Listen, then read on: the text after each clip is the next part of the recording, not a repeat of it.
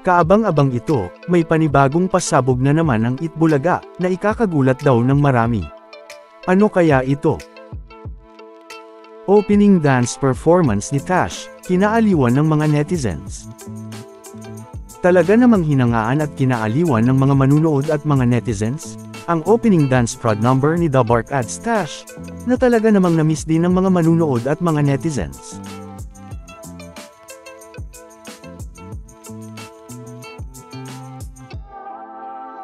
Dahil matatandaang, noong Martes November 19 lang, nang napanood si Tash sa free-recorded episode ng Itbulaga.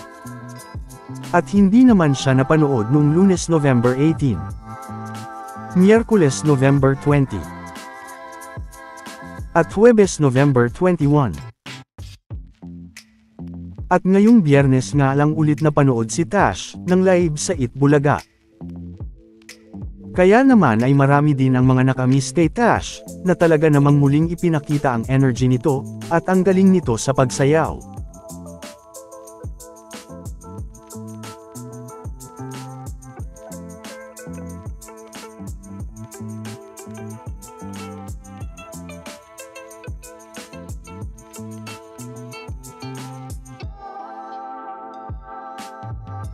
Na syempre, ay hinangaan ng mga manunood at mga netizens, na nag-comment sa kanilang YouTube livestream.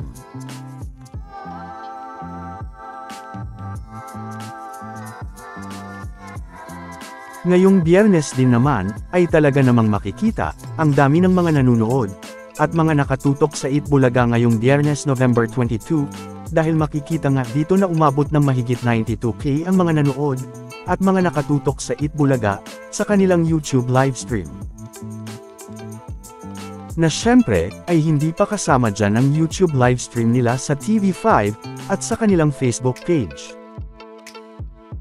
Samantala, sa Sabado naman November 23, 2024, ay syempre 11:25 pa lang ng umaga, ay dapat nakatutok na sa Itbulaga, dahil marami na naman ang mga pasabog na dapat abangan sa Itbulaga, nakaabang-abang na nga ngayong Biyernes pa lang.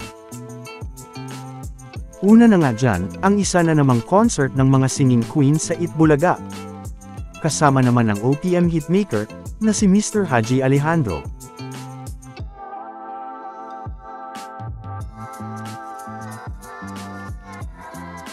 Na matatandaang, hinangaan din ang concert ng mga singing queens, kasama ang Aegis.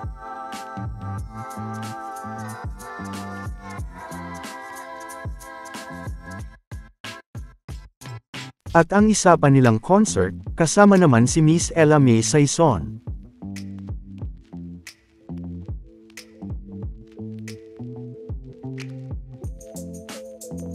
Na siguradong hahangaan at kaaaliwan na naman, ng mga legit The Bark Ads natin dyan, na mga manunood at mga netizens. Kaabang-abang na rin nga, ang mangyayaring Itbulaga Olympics ngayong Sabado, dahil hindi nga lang ito basta Itbulaga Olympics, dahil isa nga itong Itbulaga Olympics Christmas Party Edition. Na paniguradong magiging maganda at masaya na naman nga ito, lalo na nga't ayon kay Tito Sen, ay hindi nga lang daw ito basta Itbulaga Olympics Christmas Party Edition, kundi labanan din daw nga ito ng Shablam, na biro naman nga ni Tito Sen. Kaya naman, ay makikita nga dito ang mga nakakatawang naging reaksyon ng mga singing queens.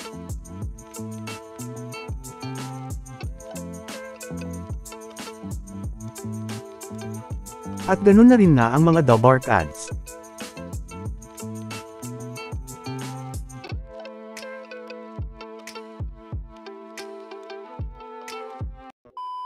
Welcome back mga ka-highlights. Bago tayo magpatuloy ay maaaring mag-subscribe at i-click ang notification bell para updated kayo sa mga susunod pang videos, at paki-like na rin ang video, share at mag-comment na rin. Maraming salamat po. Lalo na nga si Tash, na talaga namang nagulat at tawang-tawa nga, sa sinabing ito ni Tito Sen.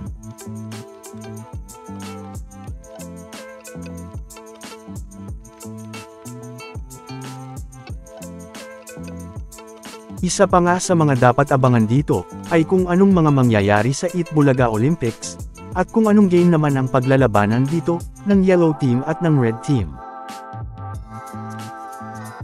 At syempre, kung anong team ang mananalo, Red Team ba ulit? O makakabawi naman ang Yellow Team? Isa pa nga sa dapat abangan ngayong Sabado, ay ang qualifying round ng Gimme 5, laro ng Tropang Henyo, na pwedeng nang mag-uwi ng 200,000 pesos, plus 100,000 pesos Christmas Party Package, ang mananalo dito, sa Grand Finals at sa Christmas Party ng Itbulaga sa December 14. Nauna na ngang nakapasok ang Bocaue Squad, na personal pang ang binigay ni Tito Sen ang golden ticket sa kanila. Pero, may panibagong pasabog na naman ang Itbulaga sa segment na ito, sa Gimme 5, laro ng Tropang Henyo. Dahil ayon kay Ellen, ay may hinanda daw siyang surprise kina Bossing, na magugustuhan daw ng mga ito. Na ikinagulat pa nga ni Bossing at Boss Joey, matapos itong sabihin ni Ellen, na may surprise daw siya para sa Sabado. Hindi nga lang yan, dahil matapos na manghingi ng clue si Bossing kay Ellen, kung ano ang surprise na ito, ay mas lalo pang ang naging kaabang-abang ito, dahil hindi nga ano, kundi ang dapat palang itanong, ay kung sino pala ang surprise na ito ni Ellen.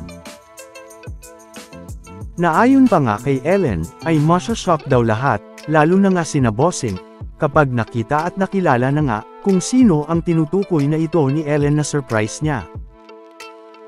At kung sino nga ito, ay talaga namang kaabang-abang na nga ngayon pa lang. Naaabangan din daw nila Bossing, kung sino nga ito. Isang bagong karakter nga ba ito, o may bibisita na sa mga TVJ ng AI, na sina Team Vin at Joe? Kaya naman abangan natin yan mga Dabark ads at mga ka-highlights. Samantala, narito naman ang iba pang mga naging reaksyon ng mga netizens, sa opening dance number ni Dabark ads Stash.